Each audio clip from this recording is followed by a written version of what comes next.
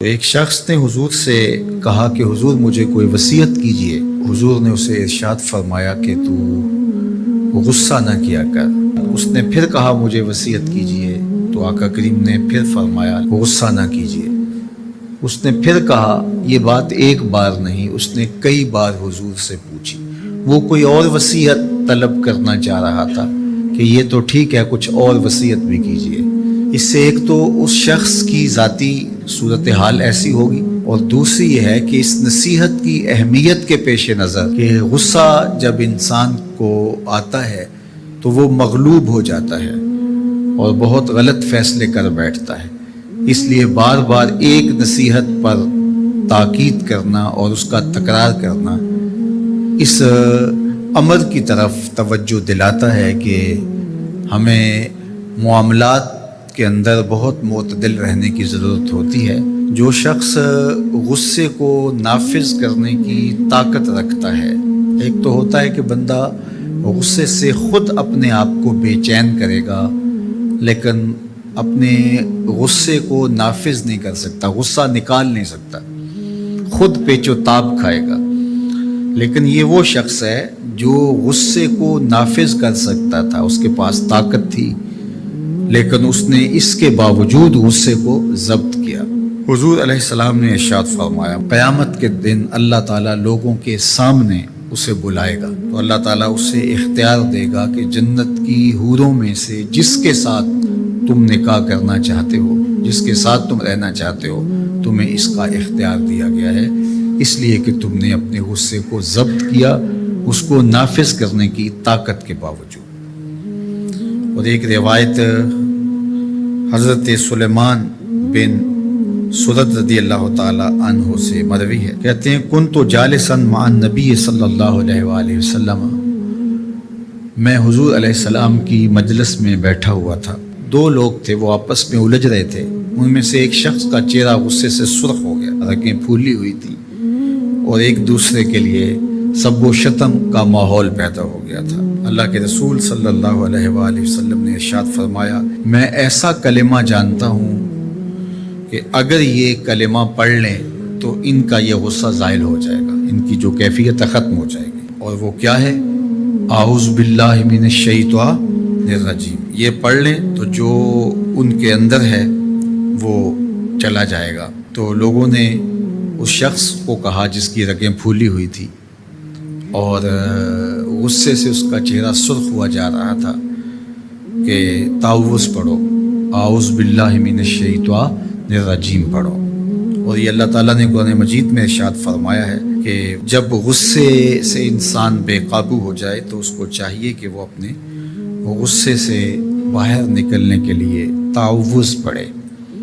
ایک روایت میں ہے اللہ کے محبوب نے ارشاد فرمایا، تم میں سے اگر کوئی شخص غصے میں آئے تو وہ خاموش ہو جائے، تو خاموشی سے غصے کا لیول نیچے آنا شروع ہو جائے گا۔ اور ایک روایت میں ارشاد فرمایا، جب تم میں سے کوئی شخص غصے میں ہو تو وہ کھڑا ہوا ہو تو وہ بیٹھ جائے، اور اگر اس کا غصہ اس سے زائل ہو گیا تو ٹھیک، ورنہ لیٹ جائے۔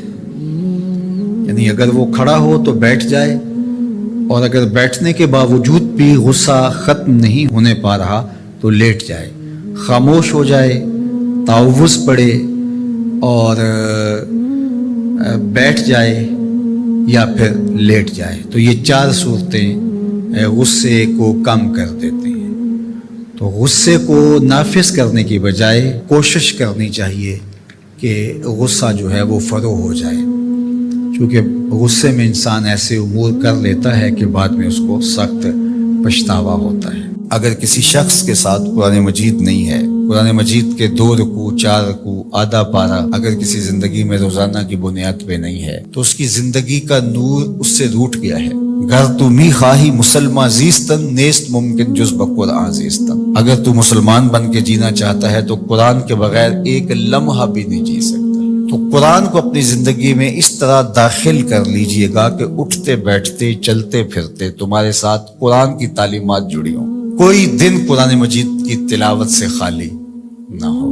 ہمیں اس کی ترغیب دی گئی ہے، اور یہ خوش بختی کی علامت ہے کہ تمہارے ساتھ قرآن ہو۔ فرمایا گیا کہ وہ سینہ ایک قبرستان کی طرح ہے جس میں قرآن نہیں ہے۔ تو تو ایک تو قرآن مجید کی کچھ صورتوں کو باقاعدہ یاد کر کے اپنے سینوں میں نقش کرنا چاہیے، جس طرح سورۃ الملک ہے قرآن مجید کی دوسری صورتیں، اگر اس کے علاوہ بھی آخری پارہ جو ہے اگر سب یاد ہو جائے تو کم از کم آدھا پارہ آخری یاد کر لیں۔ سورہ الواقعہ ہے، سورہ یاسین قلب القرآن کہا گیا ہے، ایک مرتبہ سورہ یاسین پڑھنے سے 10 مرتبہ قرآن پڑھنے کا ثواب ملتا ہے، اور جو شخص اپنے دن کا آغاز سورہ یاسین سے کرتا ہے سارا دن وہ اللہ کی امان میں رہتا ہے۔ سورہ حشر کی آخری 3 آیات پڑھنے کی تلقین کی گئی ہے شام سویرے، جو شخص صبح کو پڑھ لیتا ہے سارا دن امان میں رہتا ہے، اور اگر وہ فوت ہو جائے تو زمرہ شہداء میں لکھا جائے گا، اور جو شام کو پڑھ لے ساری رات اللہ کی امان میں رہتا ہے، فرشتے دعائیں کرتے رہتے ہیں، اور اگر وہ فوت ہو جائے تو نام زمرہ شہداء میں لکھ دیا جاتا ہے۔ جمعہ کے دن سورہ کہف پڑھنے کی تلقین کی گئی ہے کہ ہر جمعہ المبارک کو سورہ کہف کی تلاوت کرو، تو قرآن زندگی میں شامل کیا جائے، یہ بدبختی سے بچاتا ہے، قبر میں روشنی لاتا ہے، اجالے لاتا ہے، اور سورہ کہف پڑھنے والے کی قبر میں روشنی ہوگی، یہ قبر میں روشنی لے کے جائے گی۔ خاتون ہے تو وہ اچھے شوہر کو تلاش کرے جو کل بچوں کا اچھا باپ بن سکے، اور اگر مرد ہے تو وہ اچھی خاتون تلاش کرے جو کہ اچھی ماں بننے کی صلاحیت رکھتی ہو۔ اگر معاشرے میں ڈیمانڈ ہی ہوگی تو پھر یہ صلاحیتیں لوگ اپنے اندر پیدا بھی کریں گے۔ جب رشتوں کی ڈیمانڈ یہ نہیں رہے گی، ظاہری چمک دمک اور مال و دولت اور یہ ساری چیزیں ہوں گی، تو پھر ظاہر ہے اس کی طرف دوڑ لگ جائے گی۔ اور جب اوصاف حمیدہ اور اچھی عادات، دینداری اور یہ چیزیں عورت کے لیے معیار قرار پائیں گی تو پھر رجحان فطری طور پہ ادھر ہو جائے گا۔ تو آج اگر ہمارے ہاں ان چیزوں کی کمی واقع ہو رہی ہے تو پھر اس کا سبب یہ ہے کہ ہمارے رجحان اور ہماری ترجیحات تبدیل ہو گئی۔ حضرت سیدنا عمر رضی اللہ تعالیٰ عنہ کا واقعہ آپ نے سنا ہوگا کہ آپ جب پہرا دے رہے تھے، راتوں کو گشت کیا کرتے تھے، تو ایک خاتون اپنی بیٹی سے کہہ رہی تھی کہ دودھ میں پانی ملاؤ تاکہ ہم زیادہ پیسے کما سکیں۔ تو اس لڑکی نے کہا کہ امیر المومنین حضرت عمر نے دودھ میں پانی ملانے سے منع کر رکھا ہے۔ تو اس خاتون نے کہا کہ عمر کون سا دیکھ رہا ہے؟ تو اس لڑکی نے کہا کہ عمر تو نہیں دیکھ رہا، عمر کا رب تو دیکھ رہا ہے۔ حضرت عمر رضی اللہ تعالیٰ عنہ بہت متاثر ہوئے اور اس دروازے پر نشان لگا دیا۔ واپس آئے، صبح ہوئی تو اپنے بیٹوں کو بلایا، اپنے بیٹے سے کہا کہ میں جو ہے وہ تمہارا ایک خاتون سے نکاح کرنا چاہتا ہوں۔ تو انہوں نے کہا کہ جس طرح آپ کی مرضی ہو۔ تو پھر آپ نے اس گھر پیغام بھیجا اور اس بیٹی کے رشتے کے لیے اس کی ماں سے کہا۔ تو حضرت عمر کے فرزند کا نکاح ہوا اس خاتون سے، ان سے ایک بیٹی پیدا ہوئی جس کا نکاح پھر عبدالعزیز سے ہوا، اور اس عبدالعزیز سے اور حضرت عمر کی پوتی سے پھر ایک بیٹا پیدا ہوا جس کا نام حضرت عمر بن عبدالعزیز۔ تو اچھی مائیں اچھی قوم دے سکتی ہیں، تو اچھی ماں کا انتخاب اس وصف پر آپ نے اپنے بیٹے کا نکاح کر دیا کہ یہ کس قدر اللہ سے خشیت اور اللہ سے خوف رکھنے والی خاتون ہے۔